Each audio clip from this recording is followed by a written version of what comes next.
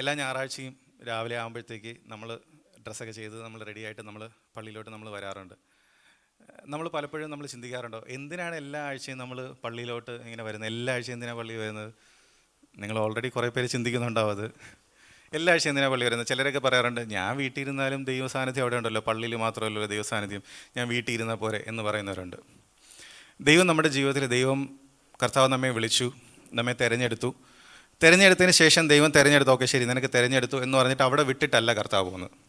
നമ്മെ തിരഞ്ഞെടുത്തപ്പോഴത്തേക്ക് കർത്താവ് നമ്മളിൽ ഒരു വേല ആരംഭിച്ചു, അല്ലേ? നമ്മെ കർത്താവിനോട് രൂപാന്തരപ്പെടുക, കർത്താവിനെ പോലെ നമ്മെ ആക്കി തീർക്കുവാനായിട്ട്, കർത്താവിൻ്റെ ഇഷ്ടത്തിനനുസരിച്ച് നമ്മുടെ ജീവിതവും നമ്മുടെ സ്വഭാവവും എല്ലാം രൂപാന്തരപ്പെടുത്തിയെടുക്കുന്ന ഒരു പ്രവൃത്തി കർത്താവ് നമ്മിൽ ആരംഭിച്ചിട്ടുണ്ട്. അപ്പം തിരഞ്ഞെടുത്ത് നമ്മൾ കർത്താവിനെ സ്വന്തം രക്ഷിതാവും കർത്താവുമായി സ്വീകരിച്ചു, നമ്മൾ സ്നാനപ്പെട്ടു, പരിശുദ്ധാത്മാഭിഷേകം പ്രാപിച്ചു കഴിഞ്ഞാൽ നമ്മുടെ ആ ഒരു പരിപാടി അവിടെ തീർന്നിട്ടില്ല. അതൊരു തുടക്കമായിരുന്നല്ലേ. അതിനുശേഷമാണ് കർത്താവ് നമ്മുടെ ജീവിതത്തിൽ ചെയ്യുന്നത്. ഇത് അവസാനിക്കുന്ന എപ്പോഴാണ്? ഒന്നിൽ കർത്താവ് ഇങ്ങോട്ട് വരുമ്പോൾ, അല്ലെങ്കിൽ നമ്മൾ അങ്ങോട്ടേക്ക് പോകുമ്പോഴാണ് നമ്മുടെ ഈ വേല, അല്ലെങ്കിൽ നമ്മുടെ ഉള്ളിലുള്ള ഈ ഒരു പ്രവൃത്തി പൂർണ്ണമായിട്ട് തീരുന്നത്, അല്ലെങ്കിൽ പൂർത്തിയാകുന്നത് ആ ഒരു സമയത്താണ് തീരുന്നത്. ഇതിനിടയിൽ ഒരുപാട് കാര്യങ്ങൾ ദൈവത്തിന് നമ്മുടെ ജീവിതത്തിൽ ചെയ്യുവാനുണ്ട്. ആ ചെയ്യുവാനുള്ള കാര്യങ്ങളുടെ ഒരു ഒരുക്കമാണ്, അല്ലെങ്കിൽ ദൈവം അങ്ങനെ വിളിച്ചിരിക്കുമ്പോൾ അങ്ങനെ തിരഞ്ഞെടുത്ത ഒരുപാട് പേരുടെ ഒരു കൂട്ടമാണ് നമ്മളിവിടെ ആയിരിക്കുന്നത്. കുറച്ചുകൂടെ നിങ്ങൾക്ക് ബൈബിളിൽ നിന്ന് പറഞ്ഞു തരികയാണെങ്കിൽ, പഴയ നിയമത്തിലെ ദൈവാലയത്തെക്കുറിച്ച് നിങ്ങൾ വായിച്ചിട്ടുണ്ടാവല്ലോ. പഴയ നിയമത്തിൽ ഒരു ദൈവാലയം പണിയുന്ന സമയത്ത് ദൈവം അതിനൊരുപാട് കണ്ടീഷൻസ് കൊടുത്തിട്ടുണ്ട്. അത് എങ്ങനെ വേണം പണിയാൻ, അതിൻ്റെ അടയാളങ്ങൾ അല്ലെങ്കിൽ അതിൻ്റെ അളവുകൾ എങ്ങനെയായിരിക്കണം, ഇങ്ങനെ ഒരുപാട് കണ്ടീഷൻസും അതിൻ്റെ ഒരു കൽപ്പനകളൊക്കെ കൊടുത്തിട്ടുണ്ടായിരുന്നു.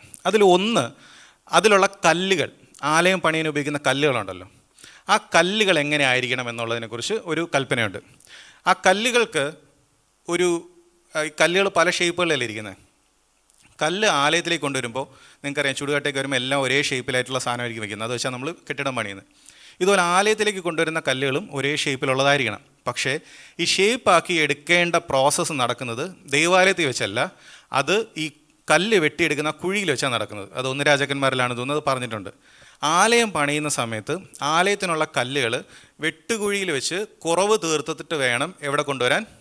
ആലയത്തിലേക്ക് കൊണ്ടുവരാൻ. അപ്പോൾ ഇതിൻ്റെ ഒരു ആത്മീയ അർത്ഥം പലരും പല രീതിയിൽ പറയുന്നിട്ടുണ്ട്. ഒന്ന്, ഈ ഇരിക്കുന്നതാണ് കുറവ് തീർക്കുന്ന ഒരു സ്ഥലം എന്ന് പറയാറുണ്ട്.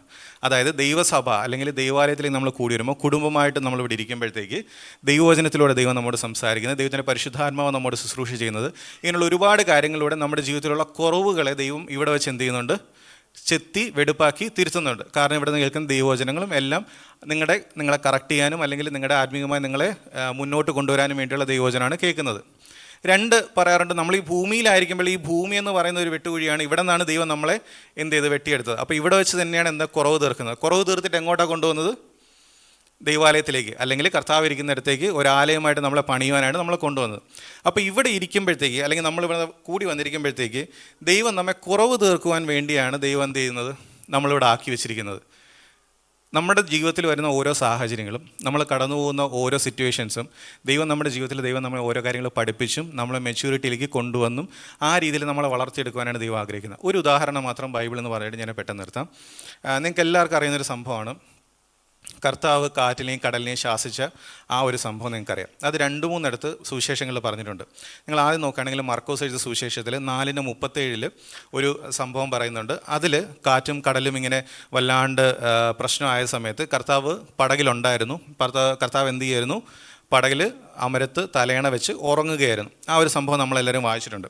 അപ്പം അതിൽ ഇവർ കാറ്റും കടലൊക്കെ വല്ലാണ്ടായി ഇവർ മുങ്ങുമാറായ സമയത്ത് 38ാമത്തെ വാക്യം തൊട്ട് വാക്യാണെങ്കിൽ, അവൻ അമരത്ത് തലയണ വെച്ച് ഉറങ്ങുകയായിരുന്നു.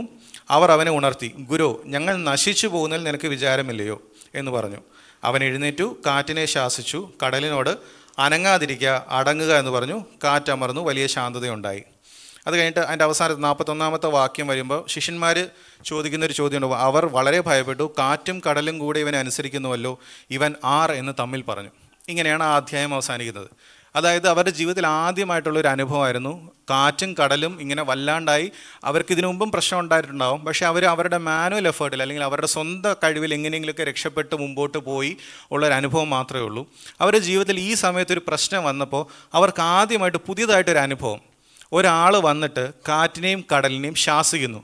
അപ്പോഴാണ് അവരുടെ ഉള്ളിൽ ആ ഒരു ചോദ്യം വന്നു, ഇതാരാ നമ്മുടെ കൂടെ ഇരിക്കുന്നത്?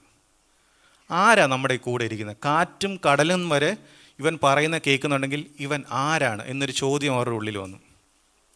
നമ്മുടെ ജീവിതത്തിൽ ഒരുപാട് പ്രശ്നങ്ങൾ വരുമ്പോൾ നിങ്ങൾ സ്നാനപ്പെട്ട കാലം തൊട്ട് അല്ലെങ്കിൽ കർത്താവിനെ അറിഞ്ഞ കാലം തൊട്ട് ചിന്തിച്ച് നോക്കി. നിങ്ങളുടെ ജീവിതത്തിൽ ആദ്യം ചെറിയ ചെറിയ പ്രശ്നങ്ങൾ വന്നിട്ടുണ്ടാവും അല്ലേ? ചിലപ്പോൾ ഒരു പനിയായിരിക്കും, അല്ലെങ്കിൽ ചിലപ്പോൾ എന്തെങ്കിലും ഒരു ബുദ്ധിമുട്ടായിരിക്കും. നിങ്ങൾ കർത്താവിനോട് പ്രാർത്ഥിച്ചു, നിങ്ങൾക്കൊരു വിടുതൽ കിട്ടി അല്ലേ? അത് കഴിഞ്ഞ് കുറച്ചുകൂടെ കഴിയുമ്പോഴത്തേക്കും നിങ്ങൾ വേറൊരു പ്രശ്നം വന്നു, അതും നിങ്ങൾ പ്രാർത്ഥിച്ചു, വിടുതൽ കിട്ടി. നിങ്ങളുടെ ജീവിതത്തിൽ കർത്താവ് നിങ്ങളെ നടത്തിക്കൊണ്ട് വരികയാണെങ്കിൽ നിങ്ങളൊന്ന് ആലോചിച്ചറിയാം, ചെറിയ ചെറിയ ചെറിയ പ്രശ്നങ്ങൾ വരും, അതെല്ലാം നിങ്ങൾ പ്രാർത്ഥിക്കും, നിങ്ങളതിൻ്റെ പുറത്ത് ജയമെടുക്കും, നിങ്ങൾ മുമ്പോട്ട് വരും. അടുത്ത ലെവലെന്ന് പറഞ്ഞാൽ അടുത്ത് കുറച്ചുകൂടെ വലിയ പ്രശ്നമായിരിക്കും. ചിലപ്പോൾ ആദ്യം വന്ന പ്രശ്നം തന്നെ വീണ്ടും വരും. ഇതെല്ലാത്തിലും ദൈവം നമ്മളെ പഠിപ്പിക്കാൻ അല്ലെങ്കിൽ ദൈവം നമ്മളെ മനസ്സിലാക്കി തരാൻ ശ്രമിക്കുന്നത് ദൈവം ആരാണെന്നുള്ളതാണ്. ദൈവം നമുക്ക് ആരാണ്, അല്ലെങ്കിൽ അവൻ ആരാണെന്നുള്ള ദൈവം നമ്മെ മനസ്സിലാക്കി തരാനാണ് ശ്രമിക്കുന്നത്. ഇതേ പ്രശ്നം ശിഷ്യന്മാർക്ക് ഒരു പ്രാവശ്യം കൂടെ വീണ്ടും വന്നിട്ടുണ്ട്.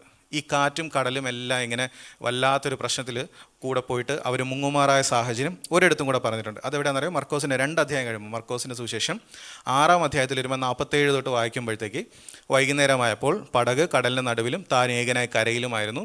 കാറ്റ് പ്രതികൂലമാകൊണ്ട് അവർ തണ്ട് വലിച്ച് വലയുന്നത് അവൻ കണ്ടു. ഏകദേശം രാത്രി 4-ാം യാമത്തിൽ കടലിന്മേൽ നടന്ന് അവരുടെ അടുക്കൽ ചെന്നു. അവരെ കടന്നു പോകുവാൻ ഭാവിച്ചു. അവൻ കടലിന്മേൽ നടക്കുന്നത് കണ്ടിട്ട് ഭൂതമെന്ന് അവർ നിരൂപിച്ച് നിലവിളിച്ചു.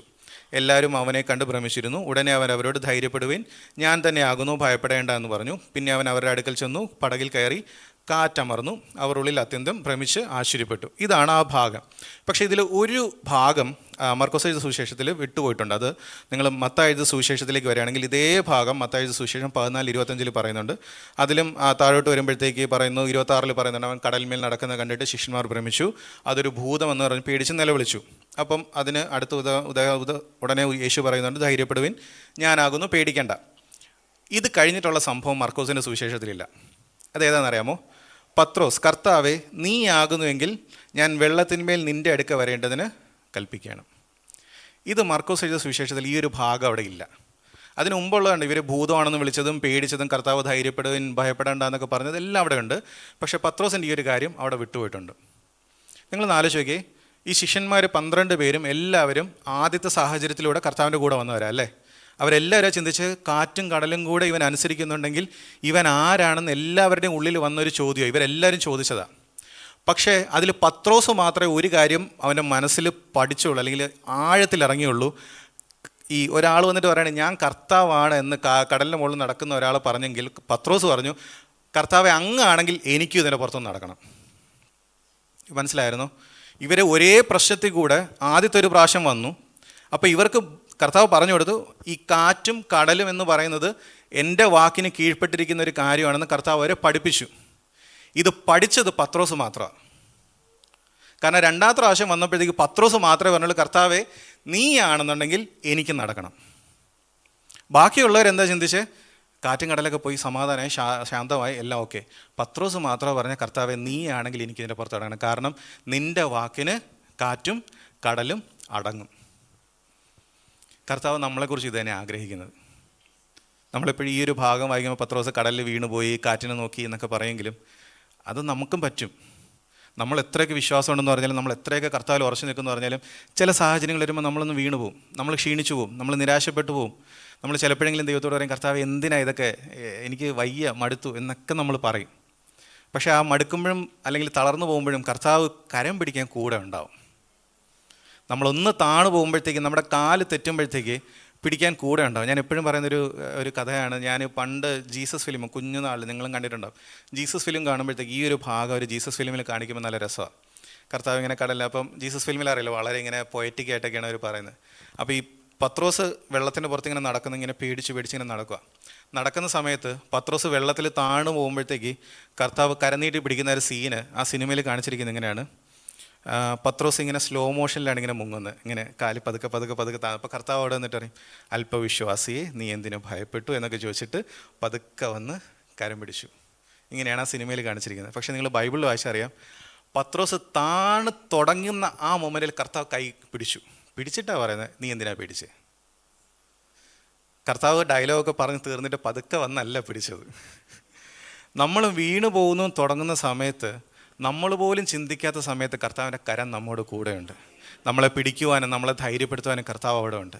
അതുകൊണ്ട് നമ്മൾ വിശ്വാസത്തിൽ നമ്മുടെ ജീവിതത്തിൽ ഓരോ പ്രശ്നങ്ങൾ വരുമ്പോൾ, നമ്മുടെ ജീവിതത്തിൽ ഓരോ സിറ്റുവേഷൻസ് വരുമ്പോഴത്തേക്ക് നമ്മൾ ചിന്തിക്കണം, ഇതിന് മുമ്പ് എനിക്ക് ഈ സിറ്റുവേഷൻ വന്നിട്ടുണ്ടോ? കർത്താവ് ഇതിനു മുമ്പ് എന്നെ ഇതിലൂടെ നടത്തിയിട്ടുണ്ടോ? അന്ന് എൻ്റെ ജീവിതത്തിൽ കർത്താവ് എന്താണ് ചെയ്തത്? അങ്ങനെ ആണെന്നുണ്ടെങ്കിൽ കർത്താവിന് ഈ രോഗത്തിൻ്റെ പുറത്ത്, കർത്താവിന് ഈ സാഹചര്യത്തിൻ്റെ പുറത്ത്, ഞാൻ ഈ കടന്നു പോകുന്ന ഒരു നാണക്കേടിൻ്റെ പുറത്ത്, നിന്ദയുടെ പുറത്ത്, അല്ലെങ്കിൽ എൻ്റെ കടഭാരത്തിൻ്റെ പുറത്ത്, അല്ലെങ്കിൽ എൻ്റെ പ്രശ്നങ്ങൾ എന്ത് തന്നെ ആയിക്കോട്ടെ, എന്തിൻ്റെ പുറത്ത്, എൻ്റെ കുടുംബത്തിലെ ബുദ്ധിമുട്ടുകളായിരിക്കാം, ഇതിന് മുമ്പിൽ കർത്താവിന് വഴി തുറക്കുവാൻ കഴിയും. ഒരു വാക്കുകൊണ്ട് കർത്താവിന് ഈ സാഹചര്യത്തെ മാറ്റുവാൻ കഴിയും. ആ ഒരു വളർച്ചയിലേക്ക് നമ്മൾ കടന്നു വരണം. നമുക്ക് വീണ് പോകുമായിരിക്കാം, നമ്മൾ തളർന്നു പോകുമായിരിക്കും. ചിലപ്പോൾ നമ്മൾ വിശ്വാസത്തോടെ നമ്മൾ എന്തെങ്കിലും പറഞ്ഞു പറഞ്ഞാൽ ചിലപ്പോഴെങ്കിലും നമ്മൾ തളർന്നു പോകുമായിരിക്കും. നമ്മൾ പറഞ്ഞതിന് ശേഷം ഒന്നും കണ്ടില്ലെങ്കിൽ നമ്മൾ ക്ഷീണിച്ചു വരികയും. പക്ഷേ കർത്താവ് അപ്പോഴും കൂടെയുണ്ട്. കർത്താവ് നമ്മളെ പണിതെടുത്തുകൊണ്ടിരിക്കുകയാണ്. കർത്താവ് നമ്മെ ധൈര്യപ്പെടുത്തിക്കൊണ്ടിരിക്കുകയാണ്. നമ്മൾ ദൈവസന്നിധിയിൽ വന്നിരിക്കുമ്പോഴത്തേക്ക് നമുക്ക് ആ ഒരു ഉറപ്പോടുകൂടി നമുക്ക് ദൈവത്തിൻ്റെ സന്നിധിയിലായിരിക്കാം. ദൈവം നമ്മെ പണിതുകൊണ്ടിരിക്കുക.